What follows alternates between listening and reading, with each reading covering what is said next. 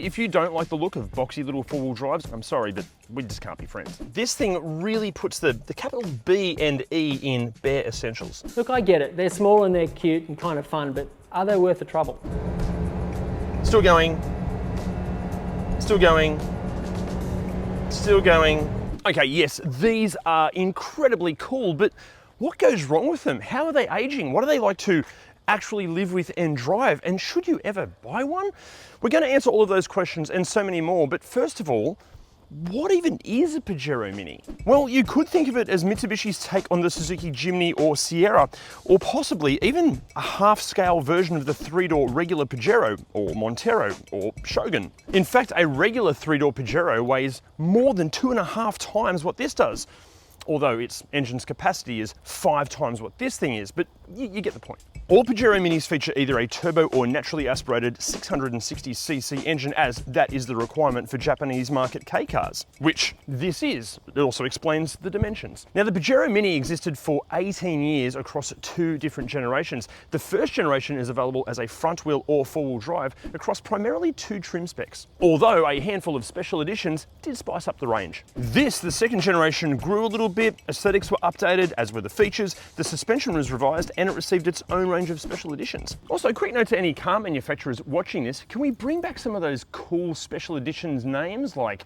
Lynx X and Snoopy Edition and Desert Cruiser? So much more fun than N-Line and S-Line and Sport Edition. Between 1995 and 98, there was also an incredibly cool Pajero Junior that features a larger 1.1 litre engine and its very own range of variants, including the retro-inspired Flying Pug. And I just don't know what the hell is going on with the design of that thing. Also, Mitsubishi honed and updated the Pajero Mini almost year on year. So with all of that in mind, it's safe to say that each one of these on the used market will be quite individual. Also, these are a grey import, and that does bring with it quite a few risks, but we'll explain all of that when we get into the what goes wrong section of this video. Pricing wise, these range from about $11,000 to just over $20,000 here on the Australian used market.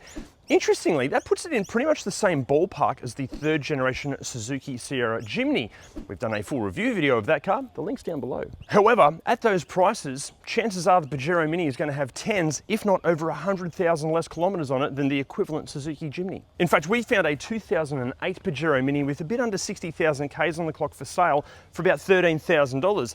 An equivalent Jimny with the same sort of kilometres on it, you're looking at over 25. But no matter if you're looking at a Mitsubishi or a Suzuki or really any car, when it comes to financing it, God, don't get ripped off. To avoid that, hit the driver link down there. That way, Driver will find you the very best finance package. There's a whole bunch of other benefits as well. Plus, if you do secure your finance via the link down there, we're going to give you $150 worth of free fuel. Now, we all love the look of the traditional 3-door Pajero, and we all love a boxy little four-wheel drive. But unless you've seen one of these in the metal, it's hard to explain just how cool they look. Actually, if you don't like the look of boxy little four-wheel drives or the traditional 3-door Pajero, I'm sorry, but we just can't be friends. But this looks like the designers built a half-scale model of what the full-size version was going to look like, and the Mitsubishi bosses went, yes, build the full-size one, and while you're at it, build one of those as well. Now inside, I'm guessing you're thinking, wow, the Pajero Mini probably doesn't offer much in terms of technology and features. Well, you know what? You'd actually be 100% right. This thing really puts the capital B and E in bare essentials. I mean, you still get all of this here, but if you want Apple CarPlay, Android Auto, parking sensors, a reversing camera, you're going to have to fit all of that stuff with aftermarket gear, just like the owner of this car has. Although, if you need a reversing camera and parking sensors to park a car this small, maybe you shouldn't have a license in the first place. Also, as we mentioned, with so many variants, what equipment you're going to get, it's going to vary from example to example. But for more of the specific details, head to ReDriven.com and check out the free Pajero Mini cheat sheet. It should answer all of your questions. Now, fun fact, the word Pajero in Spanish loosely translates to wanker, and in a completely unrelated fun fact, I'm exactly 5 centimeters taller than brilliant comedian Louis C.K. This is actually quite spacious in here. The seat isn't all the way back. We've got a little bit more room to go there, but like heaps of headroom, good space. Okay, the door is right there, like right next to you. That's a little concerning. And the passenger seat, you're nearly going to be rubbing shoulders if you're broad of width, but comfort-wise, it is actually quite spacious. If I can fit, you can fit. Even seat comfort. I was expecting this to feel really cheap and nasty, almost like commercial van sort of seating, but they're not. The seats are quite comfy. They're not supportive like Recaros or anything, but they're good. Also ergonomics, because it is, a confined space, everything's easy to get to. Also, we are talking an ultra budget friendly tiny four-wheel drive, and the materials used in here suit the criteria. Everything is hard, scratchy plastics, but it works. That's what it should be. Although in saying that, depending on which example you're looking at, some of the special editions can have some very funky 90s style fabric. Also, what do we think of the design? Personally, I love this. I think it suits the car perfectly. I especially love the combination of dark chocolate brown plastic with black plastic and the seat color. I think it all really works nicely. Now, wear and tear in this particular example, obviously everyone's going to be different, but this has a bit over 76,000 Ks on it. It is used on a daily basis. Pretty good for wear and tear. Okay, some of the fabric could do with a bit of a detail to clean it up, but the actual seats, they're wearing really nicely. This has got a steering wheel cover, so underneath there, I'm not sure what condition that's going to be in. But overall, because it's all hard, scratchy plastics, everything's wearing really well. Even the way the dials and everything just feels robust and strong. And then in terms of practicality, typical K-car excellence in here, way more practicality than you'd expect. Here we go, cup holder here, storage hole here, upper glove box, lower glove box, spot perfectly designed for your phone just there. Another little shelf just here, shelf here, shelf here, spot for small pretentious coffees just there. Let's go double macchiato today. Another little storage bin here, another cup holder here. Does have door bins, but they're only for things that have 2 dimensions, and once the door's closed, it's really hard to get to. That's about it for practicality up front. Now, before I try to squish myself into the back seat, something really quickly. On the Gen 2 models, the doors do feel far more substantial, but on the Gen 1s, the doors do feel like they're made of some sort of thick aluminium foil, and the fact that this protects you from outside is a little confronting. But good news, getting in to the back seat, really easy. This aperture's huge.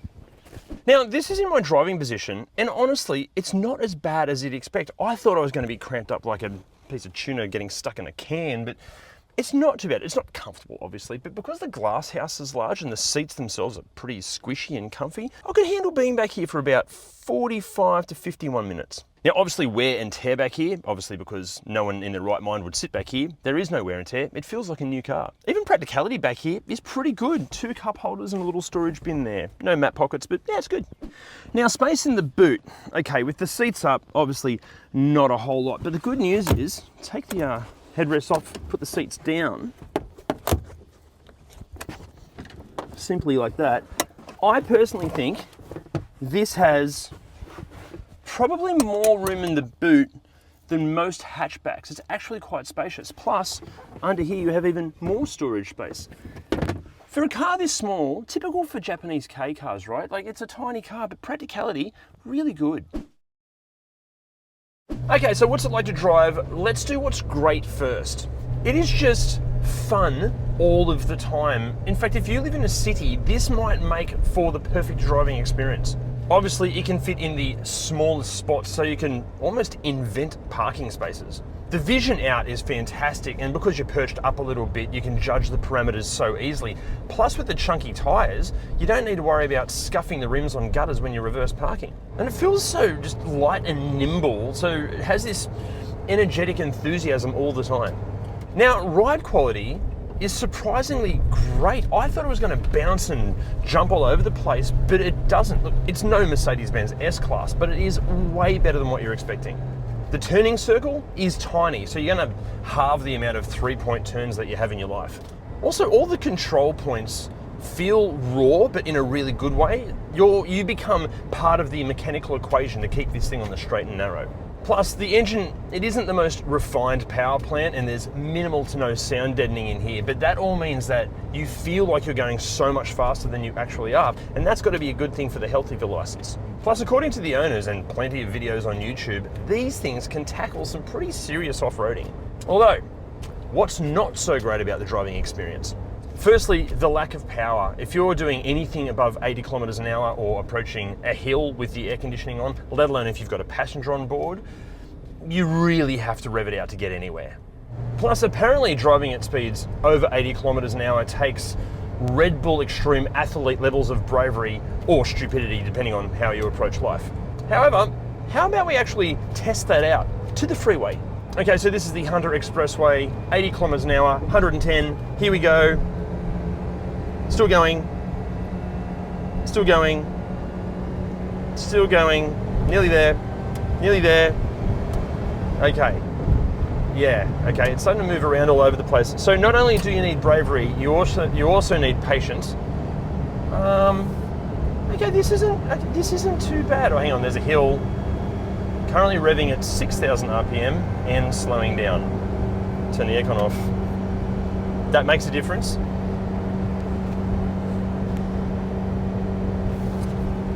Yeah, it's I don't know if you can hear how hard it's revving.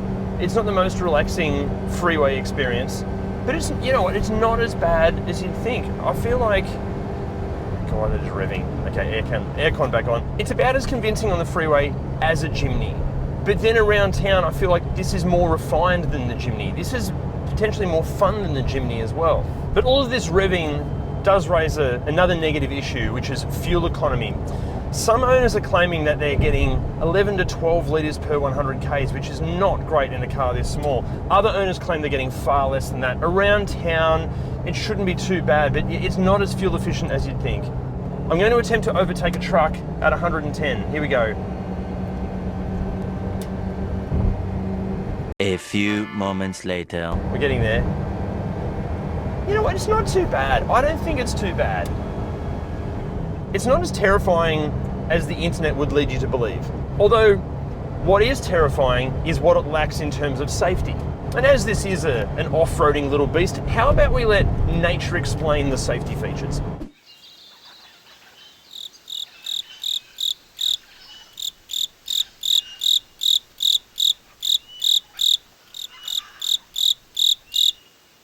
Also, these predate some pretty important Japanese safety standards, unlike the newer K cars, so that's a concern.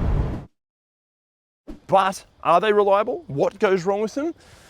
You know what, thanks to fantastic Japanese build quality and minimalist approach to car here, not a lot goes wrong with the exterior. Obviously, with some Pajero Minis coming from snowy areas of Japan, there are the odd reports of some rust issues due to salted roads, but not what we would call common at all. Also, quite a few of these are fitted with accessories. Please make sure those accessories actually work and that they're fitted correctly and professionally. You know what? Just go and watch our ultimate 4x4 buyer's guide video. The link's down there. It'll explain all the important stuff. Also, no matter what brand the car is, many owners complain that OEM wiper blades cost far too much money. You know what? Wiper Tech can help with that. 指示財布のワイプブルドー15スエントオフトゥームリーの速達ハイスで合気部の by WA 経営のワイパーテクリンクオグリックシーラーセットをオンラインで簡単 NI クモンシーラーください。ご自宅メイドをお届けします。簡単 NI 取り付けレア長持ちします。フロントガラス WA 丸で乾いたワイ NI。 But otherwise, no other common exterior faults. However, inside, many owners have complained about how terrible the speakers are and the stereo in general. Unless you read Japanese, you're not going to be able to probably use the native one, and they're all getting pretty old, so they're probably not working now anyway. Just update it. Also, there are the odd sporadic reports of certain switches not really working. Not at all common though. Plus, they're pretty easy to fix. They're simple switches. Actually, just on the owners, Dean, mate, thank you so much for lending us your Pajero Mini. You're an absolute legend. And all the Pajero Mini owners groups and forum members that helped us research this video, couldn't have made this without you. Thank you so much. Now, mechanically, what can go wrong with these? Well, surely nothing, right? Well, to either confirm or deny that, how about we cut to a qualified mechanic? It's Jim. One of the biggest problems with these that does actually keep a lot of them off the road is a transmission related issue. Actually, it's the transmission control unit. It's just the ECU or the computer that runs the transmission. It is very well known for failing internally. Sometimes it can be repaired, other times it can't be repaired. Again, it's one of those things you can't really buy a new one. And a lot of people have to resort to doing a manual swap just to keep the thing on the road. So if you've got an automatic, just keep an eye out for that. Now, engine-wise, there's no one big problem that causes catastrophic failures on these. It's typically just a little bit of everything. Sometimes the turbos play up. Sometimes they have overheating issues, which can subsequently have head gasket issues. Not a common problem though. And sometimes those overheating issues can be caused by owner neglect or abuse, so something to look out for there too. Now, some of these Japanese imports have fairly sketchy service records. If you get one, just do the timing belt and all of the filters straight away, especially the fuel filter. These do not like at all just even the very slightest fuel restriction in them. Do the fuel filter straight away. Another complication they have is ignition systems. Again, just replace it. Just put a set of coils on it and a set of spark plugs, and you're likely to mitigate all the risks that you're likely going to have with it. And if you do take care of all those service items, you might avoid the common complaints of low power and just running poorly, because that's generally what most people complain about. Another issue you're going to have with these, and especially the older generations, is just getting parts. If anything has broken on the car that's keeping it off the road, you can expect it to be off the road for a while, unless you get lucky and buy something off Marketplace. But typically the parts are incredibly hard to get. And then obviously you've got all the age-related issues on the earlier generations.